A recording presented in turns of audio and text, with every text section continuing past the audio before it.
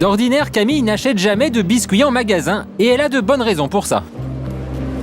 Là, je viens d'acheter des sablés aux pépites de framboise et chose étonnante, en lieu et place des pépites de framboise, on trouve beaucoup d'ingrédients qui n'ont pas grand-chose à voir avec les framboises. Alors, des matières grasses végétales de palmier, du sorbitol de maïs, des fibres d'ananas, des épaississants et même des colorants.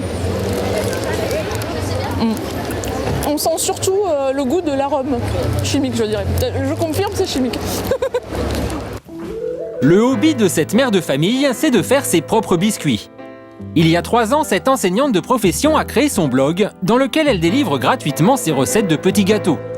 Aujourd'hui au menu, tuiles aux amandes avec sa petite touche personnelle. Alors c'est un grand classique de la pâtisserie française. Ma touche personnelle, c'est que comme j'aime beaucoup les amandes, j'en mets beaucoup. Des œufs, du beurre, de la farine, du sucre et des amandes effilées. Vous pouvez facilement réaliser cette recette en vous faisant assister par vos enfants. Tu espaces bien, bon, voilà. Mais attention à la cuisson, une étape délicate, quelques minutes au four suffisent. Et voilà, maintenant il ne reste plus qu'à surveiller. Dès que ça devient doré sur les côtés, ça veut dire que c'est prêt et qu'il faut vite les sortir. Ouais. Pas besoin, comme Camille, d'investir dans du matériel professionnel pour des biscuits maison. Si vous n'avez pas cette plaque à tuiles, une petite astuce, prenez votre rouleau à pâtisserie et posez les tuiles encore chaudes dessus pour obtenir leur forme incurvée. C'est parti pour la mise en ligne. Et comme avec chacune de ces recettes, une fois terminée, elle la met en ligne sur son blog. J'ai plein de messages qui me disent oui, ça y est, on a osé se lancer, ça a été une réussite. Voilà, les gens prennent confiance et s'aperçoivent que c'est pas si compliqué que ça la pâtisserie. Et pour moi, c'est le but du blog, montrer que on peut faire facilement de très bonnes choses à la maison. Aujourd'hui, Camille reçoit des amis pour tester sa toute nouvelle recette. Moi, je sens la différence avec tout ce qui est industriel parce que, oui, effectivement, le goût est complètement différent. Et puis, la saveur, la texture, tout ça, ça change. Je dirais pas que ça a été fait à la maison. Ça, c'est parfait, tout est parfait. Et je vais déguster. Bah alors autocritique. Ça va, très très bon. Florence, elle, n'a pas l'habitude de faire la cuisine, alors à l'heure du goûter, c'est toujours un peu triste. Voilà, chaton. Moi, je suis un peu la reine du gâteau sec. J'achète des produits manufacturés, enfin des choses qui sont relativement faciles et vite mangées. Donc, on est effectivement sur de l'étouffe chrétien. Donc, oui, je crois qu'il faudrait qu'on remédie à tout ça, qu'on trouve un moyen de goûter ou en tout cas de se faire plaisir autrement, non ?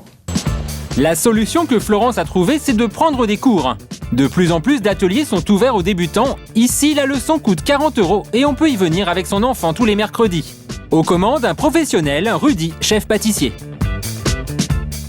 Ici, on a un cookies pépites de chocolat. D'accord ? Ici, vous allez avoir un sablé vanille. Vous allez voir, c'est très facile et à la maison, ça, tout le monde se régale. Pour Florence et les autres mamans, un bon moyen d'apprendre facilement. C'était surtout le fait de partager un moment agréable.